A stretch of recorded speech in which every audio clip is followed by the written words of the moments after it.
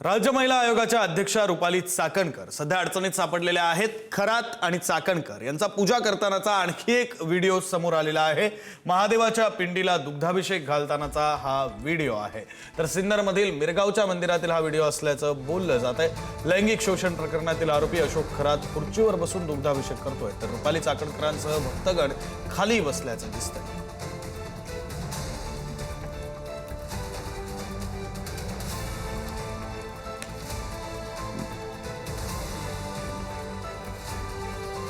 खरं तर आतापर्यंत बरेच व्हिडिओ फोटो समोर आलेले आहेत ज्यामध्ये खरात आणि रुपाली चाकणकर या एकत्र दिसत आहेत। मात्र हा नवा व्हिडिओ समोर आलेला आहे। या व्हिडिओमध्ये महादेवाच्या पिंडीला दुग्धाभिषेक घातला जातोय।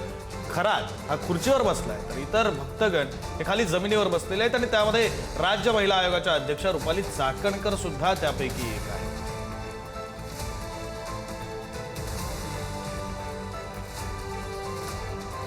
तर याच अशोक खरात प्रकरणावरून खासदार अमोल कोल्हेंनी रुपाली चाकणकरांवर निशाणा साधलाय। कुरूप विचारांचा भोंदूपणा सगळ्या नैतिकतेचंच चाक रुतवून टाकतो, हे महाराष्ट्र आज अनुभवतोय, अशी पोस्ट कोल्हेंनी लिहिली आहे।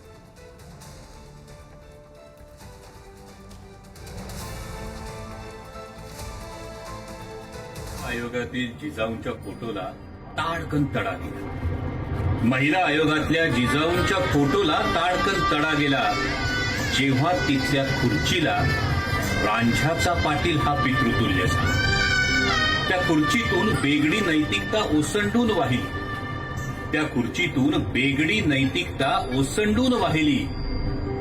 सामाजिक, कौटुंबिक की वैयक्तिक सगळी सीमारेषाच पुसट झाली। काठी आधाराची होती खरी, काठी आधाराची होती खरी, पण स्वार्थापायी मोडून पडली। न्यायाच्या प्रतीक्षेत असलेल्या अहिल्याची पुन्हा एकदा शिळा झाली। सावित्रीची लेक जेव्हा भोंदू पावलांवर वाकली, सावित्रीची लेक जेव्हा भोंदू पावलांवर वाकली, गुलामगिरी, सार्वजनिक सत्यधर्म, साऱ्या अक्षरधनाची अक्षरशः होळी झाली। अक्षरशः होळी झाली। राज्य महिला आयोगाच्या अध्यक्षा रुपाली चाकणकर यांनी राजीनामा द्यावा अशी मागणी भाजपच्या नेत्या नीता केळकर यांनी केलेली आहे। गेल्या वर्षी खरातच्या प्रकरणामध्ये एका संपादकांवर दबाव आणल्याचा प्रकार घडला होता आणि त्याचवेळी चाकणकरांनी या सर्व प्रकरणाची चौकशी करायला हवी होती, ज्यामुळे इतर महिलांच्यावर अन्याय घडला नसता, असं केळकर म्हणाले।